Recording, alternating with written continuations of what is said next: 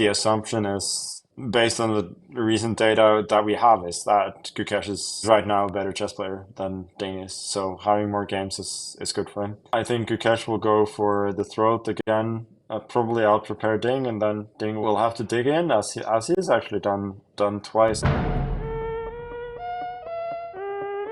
Now, finally, we've understood Gukesh's plan, and the plan is very potent. That would be a disaster for Ding's position. And suddenly the board is very clarified. Ding is now going to bring out his king. Anything other than that would be weird.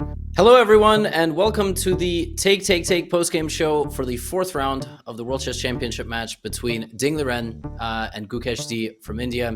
I am not Kaya Snare. I am Levy Rosman. You might know me as Gotham Chess, and I'm actually going to be hosting today's post-game show. And as always, I am joined by none other than world number one, Magnus Carlsen. Magnus, what were your impressions of today's game? I would say today's game that's what often happens in World Championship matches.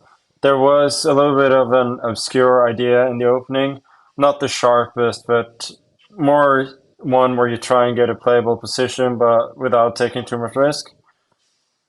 Gukesh responded really well, and it was a draw without much going for it. So we could, of course, end the recap here, but I suspect that we probably shouldn't. But compared to the second game, when Ding had the white pieces and could have theoretically pushed on, I don't know how much of the game you got to see today.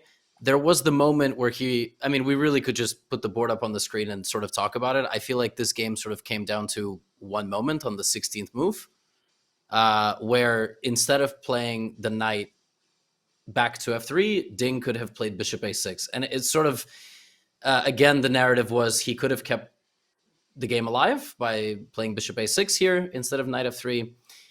I don't know how deeply you got a chance to analyze this or take a look at it. Is it kind of repeating game two where he didn't push as much as possible?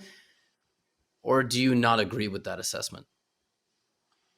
No, I think Gukesh responded really well to Ding's idea. I love this rook c8 and b6 thing because he sort of has to act swiftly, otherwise he'll be under a little bit of pressure. So if you look at the opening, like a London system reversed, sometimes like you go for even more aggressive ideas, like that you take on king f8, you take on f8 with the king for going castling, and then you start pushing the pawns on the king side trying to attack. But of course, Gukesh went for something really solid. But Ding like got something that is sort of almost an ideal position playing against London. Problem is like playing sort of a black opening in reverse. It's kind of still hard to prove an advantage. But he did have certain positional ideas, and that's why I think Gukesh's bid to solve them quickly with the move rook to c8 and then b6, which is not obvious at first sight that you put the rook on a line where well, on a file that is not open and protecting a pawn that is well protected already. So that was a nice idea. Another point that he placed his bishop on all the way back to h7 so that he could potentially retreat with the knight there after being pushed with the pawn. Because normally I think in those situations, like most players would retreat their bishop the whole way because that's sort of what you create the escape hole for. But often you just retreat it one square because you give the king some more breathing room and the bishop is unlikely to be attacked. But actually in this case he needed a square for the knight. But to actually answer your question, yes, Ding could have played on and we would have gotten more of a fight, but it is by no means obvious that he's better there, and it's not like the game we had two games ago when he really could have pressed on without any risk. Here, I think we're getting a complicated fight. As soon as he plays the move f4, like his position is not risk-free anymore. So we get sort of a complicated fight there where it's by no means obvious that he's better. So I don't think that's suited him at all. So I think actually in this case, um, his move knight of three, which is basically a draw fair, I think was quite prudent. And you gotta admire how efficiently he just vacuumed the pieces off the board after that. Because, if you want to force the draw, like you want to be efficient, you don't want to give your opponent any chances to fight. So I think Ding did an okay job getting a somewhat interesting position from the opening. Gukesh did an excellent job solving his problem, and from there on, the game sort of played itself. Who do you think is happier with the result? Or is it about the same? Um, I think Gukesh is happy to prove for now that he can make a draw with black without any trouble. That seems apparent from the comments that he makes, and that is also often like the conventional wisdom in World Championship matches that I've always thought that I sort of emphasized more openings with black because I'm thinking if I don't have any problems with black, then I should eventually get one or two chances with um, with white. So I think he's quite happy. Ding is probably happy to get another game where he had no chances whatsoever of losing and consolidating. So I think Gukesh is slightly more happy, but I I think they're both reasonably satisfied, and that is often why we see those kinds of games. It's because neither player is really too unhappy with a quiet game. Now, we don't have much else to work with, as you said. I also said that knight f3 was essentially a draw offer, but I want to pick your brain a little bit in the endgame.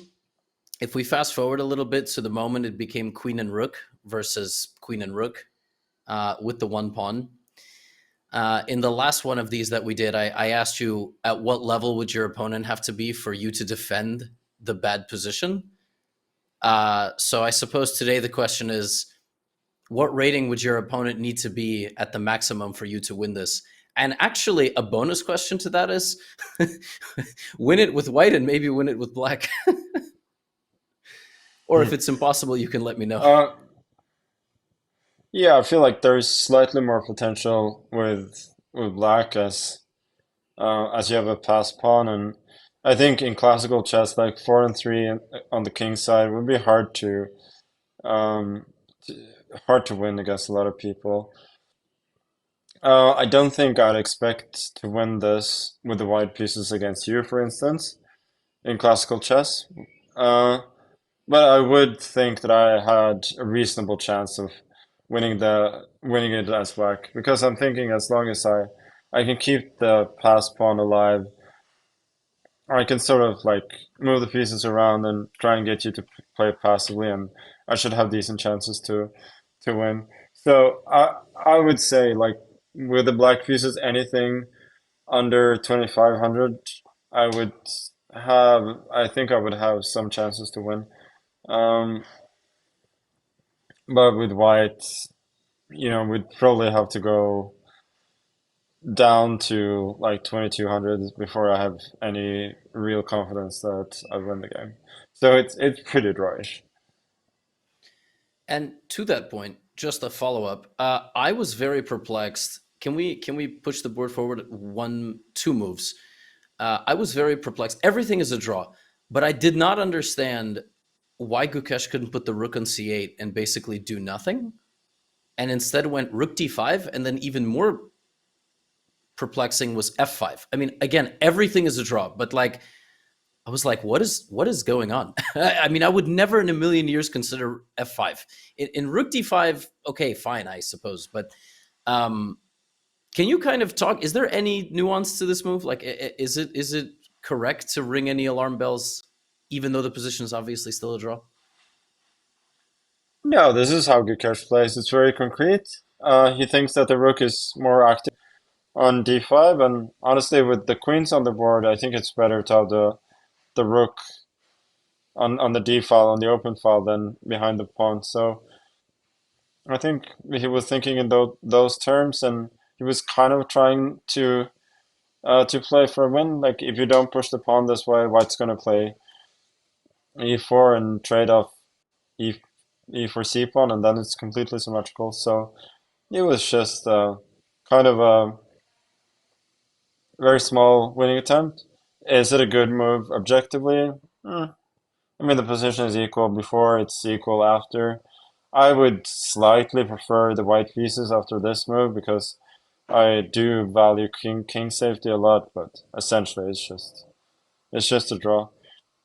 If I played if I played the white pieces, I'd be very happy to see this move because now I'm thinking I have something to latch onto. But I think it was reasonable. Makes sense. And that, I mean, that's sort of it. Today's game, just like the first game, I would say that the Ding had the white pieces came down to just a handful of moments. But yeah, knight f3 was a retreating move and traded off basically all the pieces.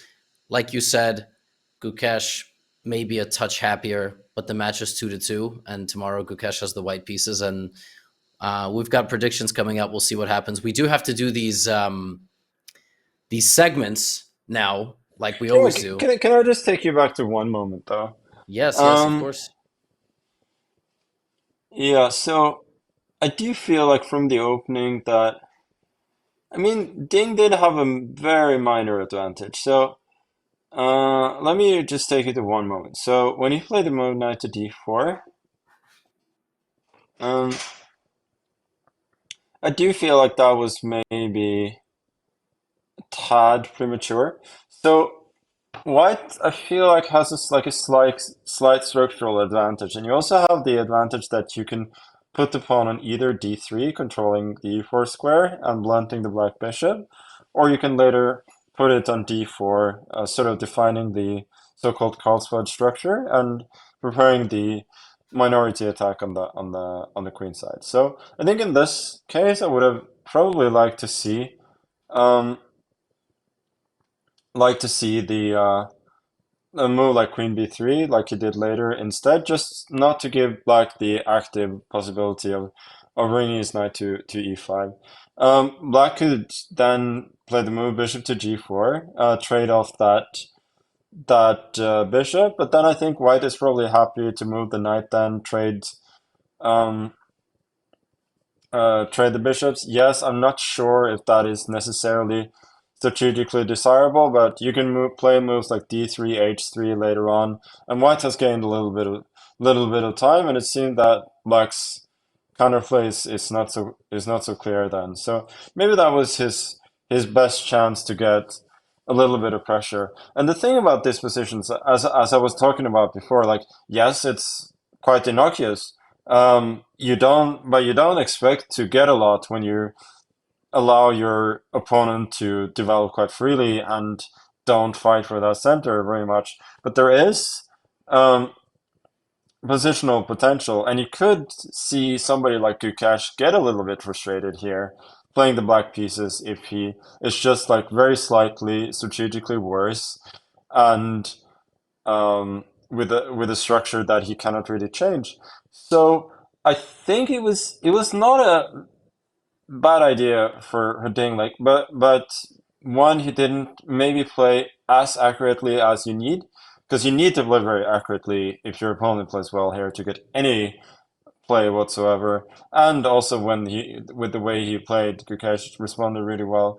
But I kind of like the try that he gave this game, and he seemed reasonably happy.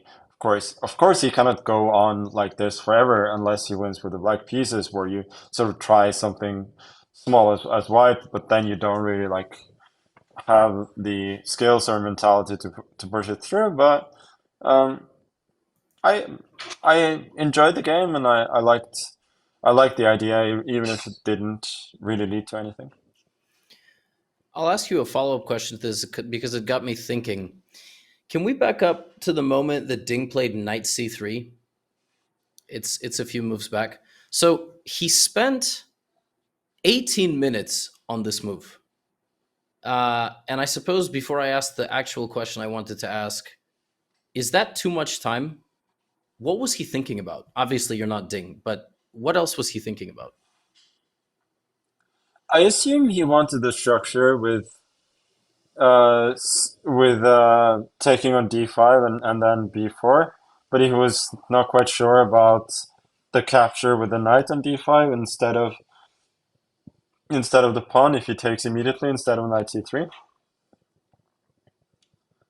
I So see. that would be my general guess here. I think also he was probably focused on the move e5 instead of e6 in the opening, which does force black to take with the king and forgo castling, but then play is quite a bit sharper. So maybe this is what his main focus was, and then here he more had sort of general ideas that you should trade on d5, play b4, and maybe you're slightly better and it's playable. But yeah, I think generally you probably don't want to spend as much time as 18 minutes, but I kind of enjoy doing that as well, like trying to, familiarize yourself a little bit more with the position. And besides that, you generally need to be, it doesn't seem like a position where the price of a move is too high, but it kind of is. Because if you're going to have any chances, realistic chances to push here whatsoever, you probably need to be hyper accurate. Um, so obviously Ding didn't completely manage that. Um, but I don't mind that time usage too much. Of course, you can argue that it's part of a bigger trend, but I thought it was all right. And the question I wanted to ask regarding this position, and frankly, any position, sort of goes back to the recurring theme of certain openings being untouchable, why you have to play, for example, like in game three, the early pawn capture on d5 and the Queen's Gambit declined.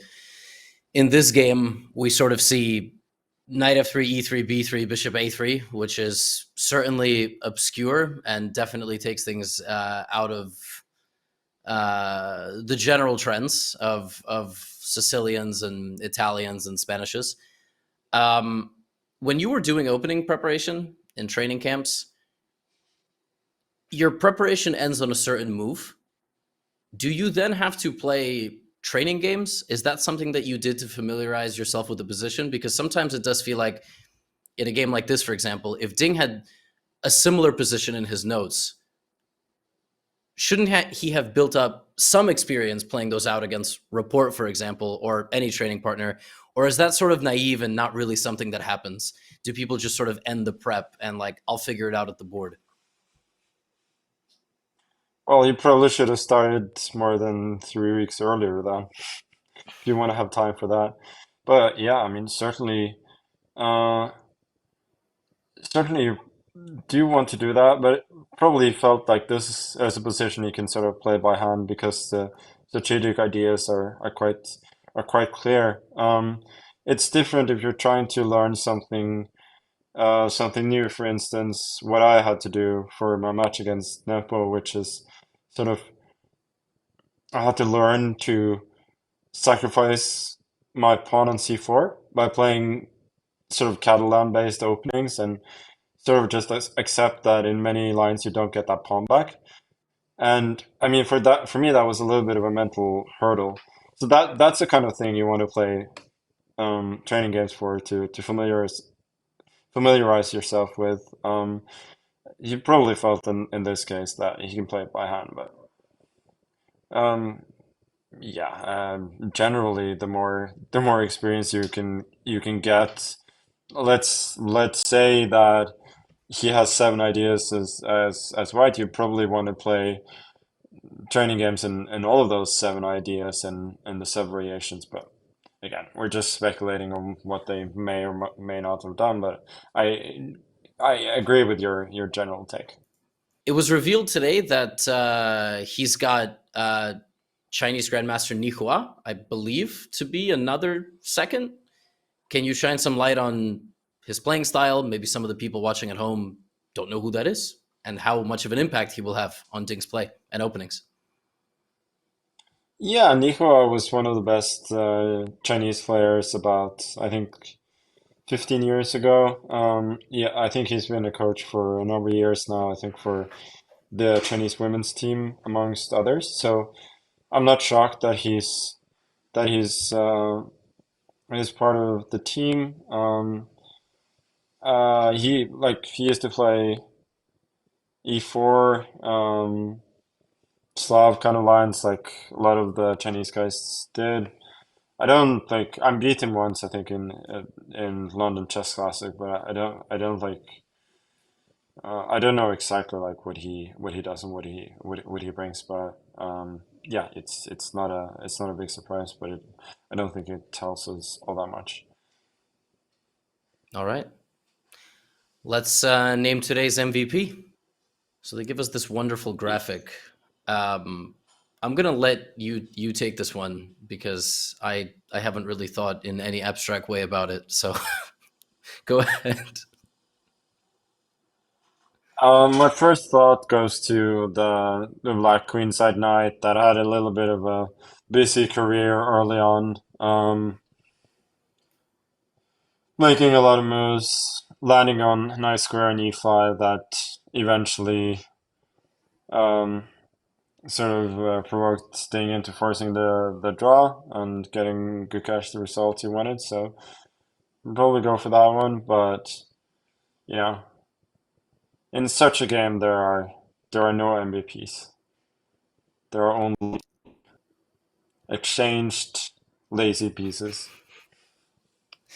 Yeah, I suppose I agree. It did a lot of early lifting. Knight d7, Knight f8. Look, I can't argue for the sake of arguing. I really do not know what's another MVP. You could supposedly name maybe the Black Rook, which survived the Endgame. I do believe that that is the Rook. Maybe it's not. Yeah, Uh, I think it yeah, it is. is. Yeah, Yes. So it also did a little bit, to create some counterplay. But yeah. yeah, we can name the Knight. Um, do we have a big fancy graphic for the piece of shit? We're gonna roll it there. Oh, we don't put the text on the screen. It's just our names. What about for this one? I feel like this one's tougher. Actually, I don't know. No, it's actually really easy. There was What a was it? piece that was captured on its initial square. It doesn't really get worse than that in such a Oh. boring game. That- okay, yeah, I didn't really think too much of that. But like, is that the same as being an injured athlete, or is it just a really bad thing to be captured on the without even moving?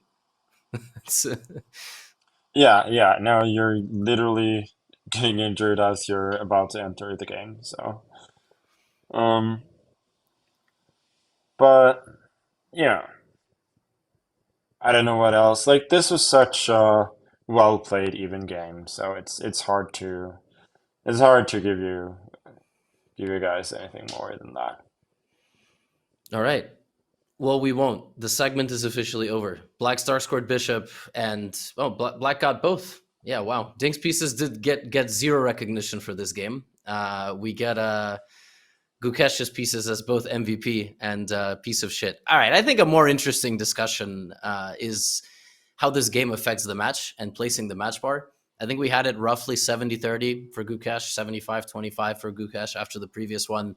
I asked you who is happier with this result, maybe just in the vacuum of this result itself. Um, but for the match itself, what do you think? Yeah, maybe like 1 percentage point more for Gukesh or something. Like I'm not gonna give it really more than that. I think we need to see one more white game for Gukesh before we can say a lot more. Um, as I said, like this was a result that kind of suited both players, and the way it seems right now is it's going to come down to whether Gukesh can put serious pressure with the white pieces without allowing too much counterplay, because we've seen so far that he has put pressure, but he's also allowed Ding like quite to win one game and get a better position from the opening in the other one. So I think that's what it really comes down to at this point. So yeah, I mean if it was, let's say, 71% last time, it's 72 now, but really this didn't affect it much at all. And is that the prediction that you would have if it was 6.5, and tomorrow was the final game? Is the existence of more games beneficial for Gukesh? Like if it comes down to a must-win final game, I'm trying to. No, I think It's yeah, the same. I think the assumption is based on the recent data that we have is that Gukesh is right now a better chess player than Ding is. So having more games is good for him. So yeah, that's what it's based on. I feel like that's a good note to get your prediction for tomorrow. What do you think is going to happen? You think which opening are we going for? What type of game are we going to get? Really curious as to what we'll get. Knowing what's happened so far, I don't think it's going to be boring. I think Gukesh will go for the throat again, probably out prepare Ding, and then Ding will have to dig in as he's actually done twice and find some resources. But I think if he can, he has good chances. I will, I think, reluctantly predict a Gukesh win tomorrow. But it really is the definition of a three result game. Of course, any chess game is that at the start, but I don't feel at all confident in his ability to put pressure out on without risk, and I don't feel confident about Ding's ability to, to sort of not crumble under the pressure either. So we'll see. And how about the most uh, straightforward like question that all predictions ask? What's going to be the first move, Magnus? What's your prediction for the first move? I'm thinking that Gukesh will probably revert to e4. If he's going to play d4, I mean, first of all, I don't think you can repeat the line that he played last time, so then he'd have to find something else. Maybe, I mean, he's played a few London systems in the past. Maybe the London system reversed today will inspire him to try that again. But I think he'll revert to e4, and then, you know, we might see Ding change to e5 as well. But it's hard to say. What I do know is that Gukesh will have something a little bit more spicy prepared than what Ding had today. It will be a lot more complete, and he's gonna try and get something serious out of the opening for sure. We look forward to giving the people at home many more viral moments with these post-game shows. Today, we didn't particularly have too many critiques. I feel like we've been getting some traction and getting time stamped like, oh, Magnus said this, Magnus said that. But overall, I think it's all been relatively fair and straightforward. Hikaru was not mentioned today. We've focused primarily on Ding and Gukesh. So I suppose we'll sign off for the fourth game post-game show here on the Take coverage. We'll let Magnus go, and tomorrow we'll be joined by our regular host, and I will go back to being talking head. So signing off for today. See you all for round number 5 tomorrow. The match is tied 2-2. And I don't know how we do outros on this thing, but bye-bye. I think you did a great job, Levy. Let that be the outro. Fantastic. I should have said download the app and stuff. Yeah, I didn't have those talking points. Sorry. Hopefully they still do. You guys will put some cool outro.